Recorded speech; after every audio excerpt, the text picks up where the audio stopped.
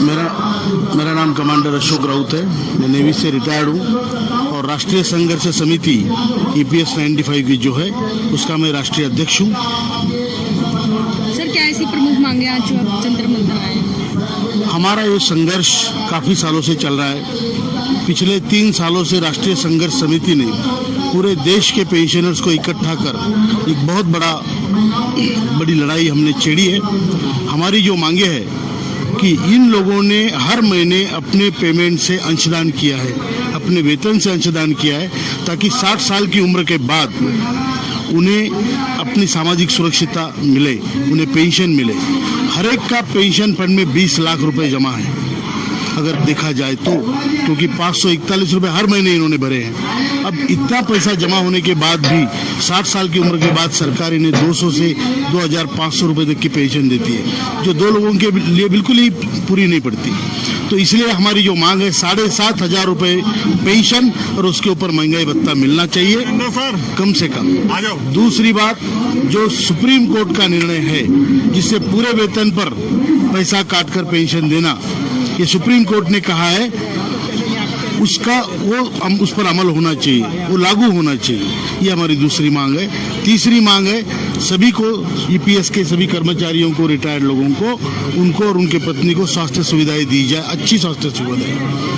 और चौथी मांग है जो लोग इस दायरे में नहीं आए, जिन्होंने फॉर्म नहीं भरा होगा, उनको EPS के दायरे में लाकर उनको भी पेंशन का अधिकारी बनाया जाए, चाहे उनसे बकाया राशि ली जाए और उनका एरियर जो बनता है वो दिया जाए। इस हिसाब से हमारी 4 मांगे हैं। ये बहुत बड़ी समस्या है।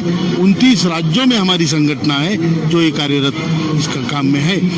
हमें बहुत बार हमने काफी आंदोलन किए, मुंडन आंदोलन किया, हमने भिक्षा मांगो आंदोलन कर प्रधानमंत्री के राहत कोष में पैसे भेजे, हमने गली गली में मोर्चे निकाले, हमने EPFO के ऑफिसर्स को ताले लगाए, अर्धनग्न आंदोलन किए। ये सब कुछ करने के बावजूद भी सरकार हमारी तरफ ध्यान नहीं दे रही है। ये बड़ी त्रासदी है, ये बड़ी विडंबना है कि आप सांसद, विधायक जिन्होंने 1 पैसे का अंशदान नहीं किया, उनको आप दुगनी तिगनी पेंशन दे रहे हो। आपने आंध्र प्रदेश में अभी तृतीय पंथियों को पेंशन लागू हो गई, आप साधुओं को पेंशन लागू कर रहे हो, आप मतलब मिसा में जाने वाले लोगों को पेंशन लागू कर रहे हो। जिन्होंने खुद के पैसे से अंशदान किया, उनका अधिकार, जो उनका हक है, सरकार से कोई भीख नहीं मांग रहे, हमारा पैसा जमा है, वो पैसा हमें मिलना चाहिए। ये हमारी मांगे हैं। अपील क्या करेंगे?